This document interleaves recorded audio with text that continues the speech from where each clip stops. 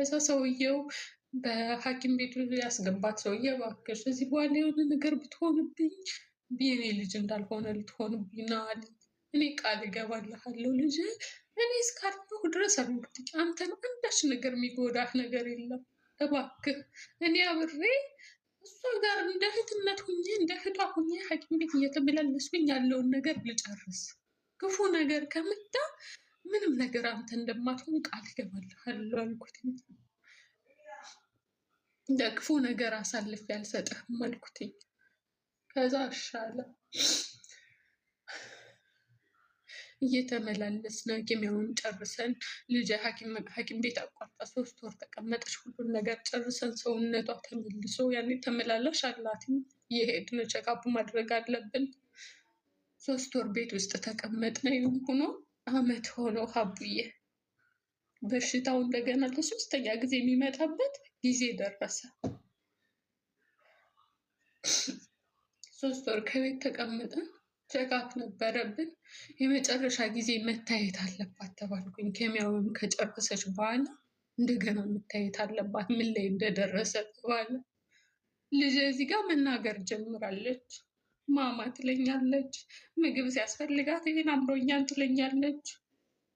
ደህና ሆነች። በቃ ደህና ሆነችልኝ። ልጅ ሰውነቷ ሁሉ ተለውጦ ድሮም ማውቃት ሰው ሆነችልኝ።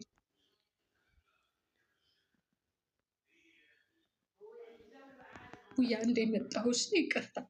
እሺ በእናትሽ ሰዎቹ ጠርተውሽ በዛው ሄደሽ ከቀረሽ ድንገት ብቻ አሁን መጨረሻው ብቻ አለች ልጅሽ በህይወት ደህና ናት? ይህን ብቻ ቃል ንገሪኝ።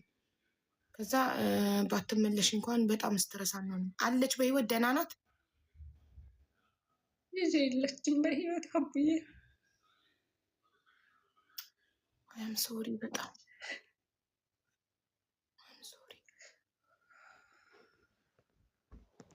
በጣም ይቅርታ።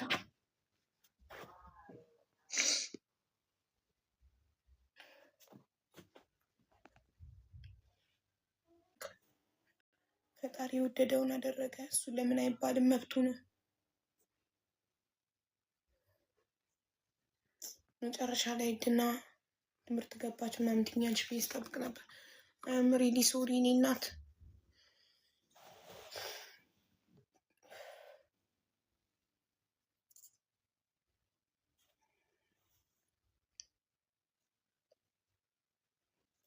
አይዞሽ እናቴ፣ ምን እንደምልሽ አላውቅም። ለህፃን ልጅ ደግሞ ነፍስ ይማር ምናምን አይባልም አይደል? ንጹህ ናቸው ኦልሬዲ እነሱ እና ግን ፈጣሪ በቃ መብቱ ነው። የፈለገውን የማድረግ መስጠትም መንሳትም የእሱ መብት ነው።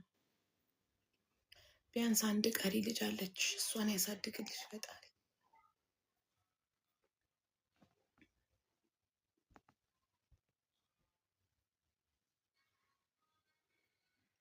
ትደግልሽ እሷ።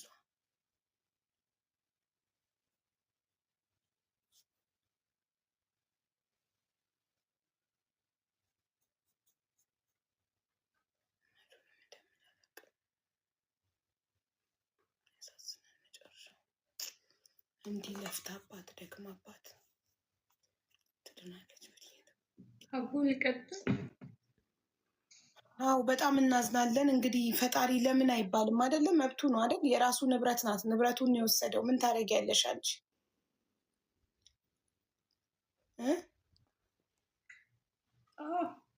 ምንም ማድረጋችን። ምክንያቱም የራሱ ናት። እሱን የሰጠሽ እሱን የወሰደው የገዛ ንብረቱን ስለሆነ የወሰደው በገዛ ንብረቱ ድርቅ አይባልም። መብቱ ነው። ምንም ማድረግ አይቻልም። ፈጣሪ ሌላ ልጅ ይስጥሽ፣ እንደገና ያለችሽንም ያሳድግልሽ። ለቁም ያው ብዙ ተጎዳሁ እንጂ በቃ አይዞሽ፣ አይዞሽ። እሱ ሁሌ የማይሳሳትም፣ እሱ ትክክል ነው። በቃ ስቃይ ከዚህ በላይ ብሎ ይሆናል። ከዚህ በላይ ከምትሰቃይ ከአንቺ ከእናቷ በላይ እኔ የፈጠርኳት ወዳታለሁ ብሎ ወሰዳት። መብቱ ነው። እሱ ለምን አይባልም? የገዛ ንብረቱን የወሰደው በገዛ ንብረቱ ደግሞ ድርቅ አይባልም። የባሰ ሌላኛዋንም እንዳይወስድብሽ በፍጹም እንዳታማርሪው እሺ።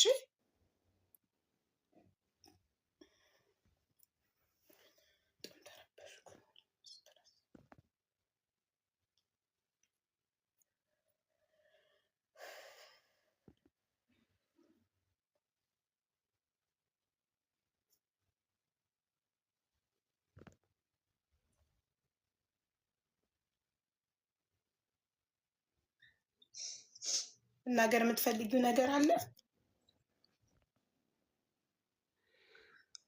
ምንም ነገር የለም አቡዬ።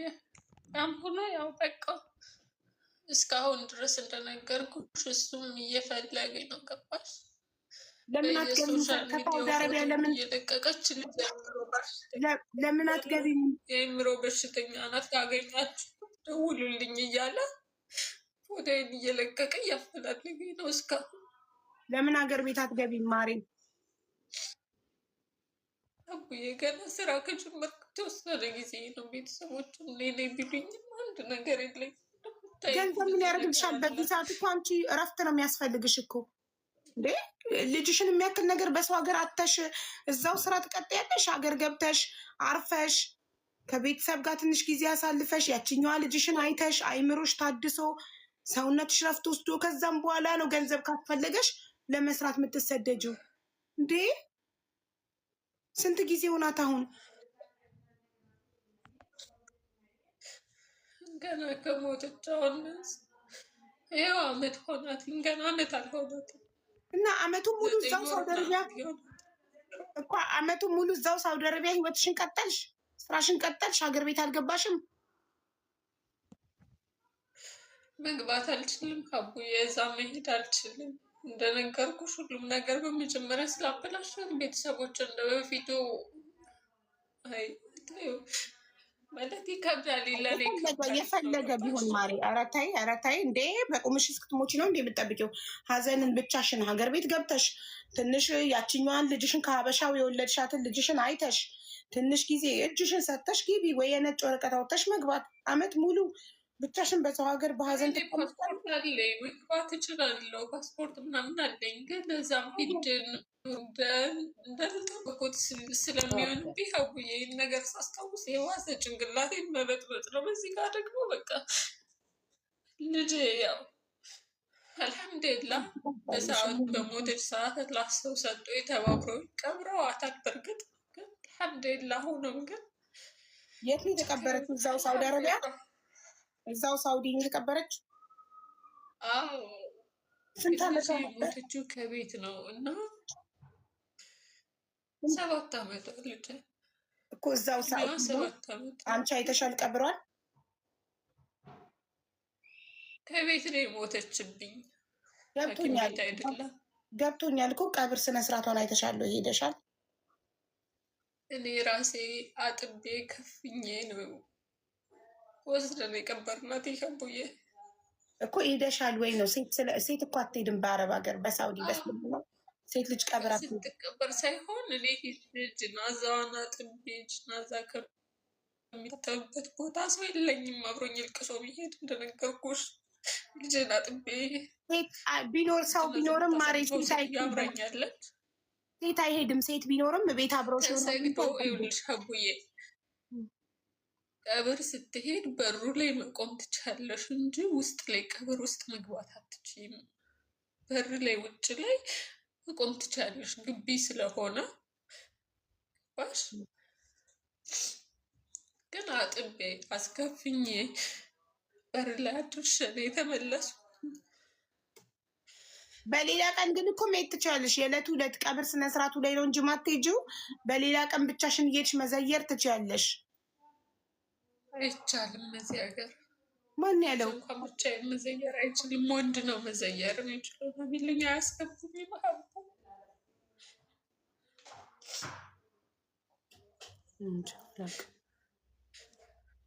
ከባድ ነው። ይቻላል እንዴና አሁን አመት ሆኖታል። ማስታወስሽ ሀዘንሽን አስተማሪ ታሪክ አለኝ ብለሽ ስትጽፊ እንደዚህ ሀዘን አንድ ቀን ከቡዬ ረስቻት አላውቅም። አንድ ቀን ልብሷ፣ መጫወቻ፣ ሁሉ ነገሯ እንዳለ ነው። አቦ ከኔ ጋር ሁሉ ነገሯ አዳምጪ። ይሄ ትክክል አይደለም። ይሄ የአላህን አይን በእንጨት መውጋት ነው። ኦልሬዲ አመት ሙሉ መጫወቻዋን ልብሷን አስቀምጦ እያዩ ሀዘን መያዝ እዛ ጋር የሰጠሽን ልጅ እንዲነሳሽ። ኢትዮጵያ እኮ ልጅ አለች። ከሀበሻው የወለድሻት ልጅ እኮ አለች በህይወት ያለችዋ። ምን ነው የሞተችዋን ብቻ ልጅ ያልሽ? በህይወት ያለችዋስ እሷን አታስቢም? ለእሷ መኖር አትፈልጊም? ይህ እኮ ያችም ልጅሽ እችም ልጅሽ፣ እችም 9 ወር አርግዘሽ የወለድሻት እቺ። ይሄ ትክክል አይደለም። በቃ እሱ መብቱ ነው። ንብረቱን ወሰደ። ከፈጣሪ ጋር ክርክር ግብግብ ነው ከፈጣሪ ጋር። በቃ አምነሽ ተቀበይ። አመት ሆኖታል ጉዳዩ። አምነሽ ተቀበይ። እኔ እረፍት ብትወስጂ ጥሩ ነበር። አይ አልፈልግም ሀገር ቤት መግባት ካልሽ ደግሞ ከአንቺ በላይ ነው ያላቅም። ቀጥ ይዛው ሳውዲ ላይ ግን ሀዘን በቃሽ።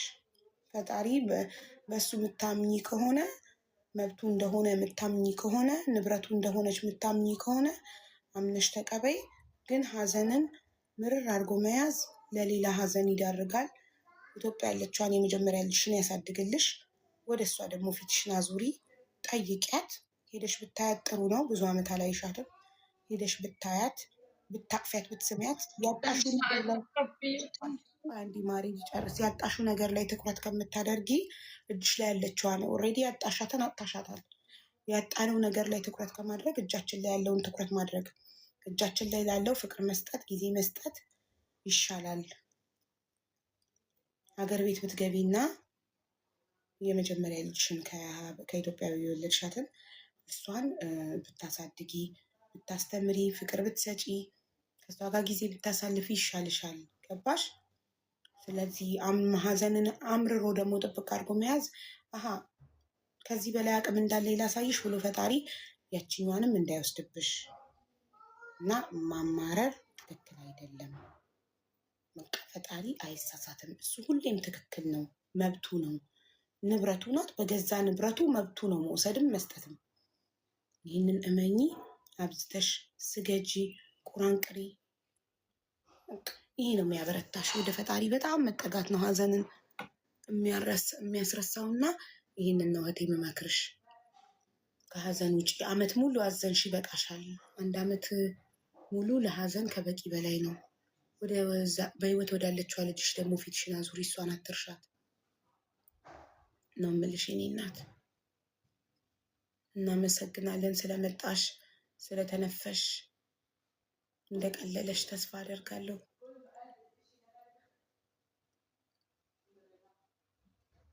ከመውረድሽ በፊት አመሰግናለሁ የኔ እናት። እናመሰግናለን። በርቺ። አመሰግናለሁ ላዳመጣችሁ ሁላችሁንም። አላህ ጤና ይስጥልኝ። እነዛ ሰዎች ቤት ነው ያለሽው አሁን? ሰላም። አሚን። የመጀመሪያዎቹ ሰዎች ቤት ነው ያለሽው?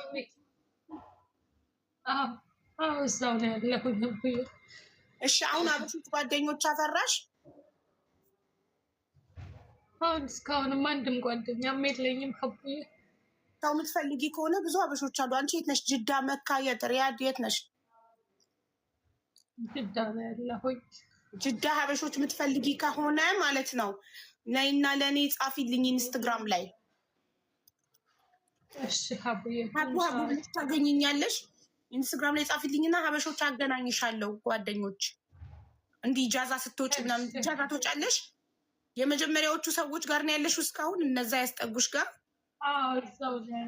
እነሱ ጋር እየሰራሽ ነው? እነሱ ጋር እየሰራሽ ነው? ቅድም መዳም ስጣሽ